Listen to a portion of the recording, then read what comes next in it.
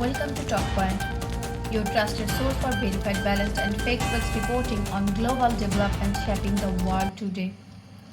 At the United Nations headquarters in New York, Israel ambassador and delivered one of the most forceful speeches in recent months, addressing the Security Council ongoing debate over Gaza and renewed calls for disarmament. The remarks described the deployment as defined and calculated come amid heightened tension between Israel and several UN member states over the continued conflict in Gaza and proposal for international intervention. According to verified reports from Reuters, BBC News, and the Associated Press, Israel's permanent representative to the UN, Ambassador Gilad Erdan criticized the Council for what he called selective outrage and hypocrisy. He accused some member nations of unfairly spelling out Israel while, in his view, ignoring the actions of militant groups operating from Gaza. Erdan said any proposal that demand Israel disarmament without addressing the rocket attacks and weapons built up by Hamas is normally indefensible and strategically dangerous. The ambassador's remarks followed a series of speeches of UN members calling for a ceasefire and new efforts toward disarmament in the region. Several countries, including France, Brazil, and China, urged restraint and demanded stronger prosecution and civilians. Pointing to the growing humanitarian crisis in Gaza, the United States, while reaffirming Israel's right to defend itself, in close concern about civilian casualties and urged all sides to take steps to deflate. Erdan, however, maintained that Israeli military operations are lawful acts of self-defense against groups that have repeatedly targeted its population.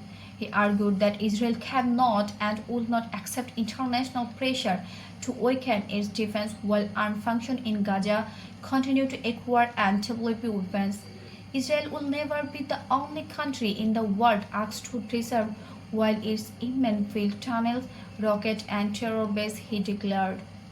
According to the official transcript for UN OFTV and statement released by the Israel mission, Erdan also addressed the humanitarian situation, expressing that Israel is facilitating aid delivers but insisting that responsibility for civilian suffering lies with Hamas' strategy of embedding military instructions in residential areas. He said the international community should focus on holding armed groups accountable rather than condemning Israel for defending its citizens.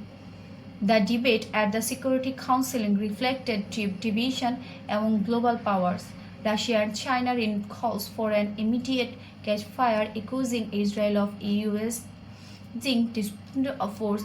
The US delegation defended Israel's right to security but argued more humanitarian across into Gaza. The European Union called for dialogue and a framework for mutual de-escalation. Despite lengthy discussion, the Council failed once again to reach consent on a binding resolution, with the USA vetoing a draft proposed by several non-aligned members. Democratic analysts say this session underscores the deep mistrust that continues to define the Israel-Palestine issue at the UN. While Israel insists on its right to self-defense, much of the international community remains focused on the growing civilian toll and the need to political solution. UN Secretary General Antonio Guterres retired.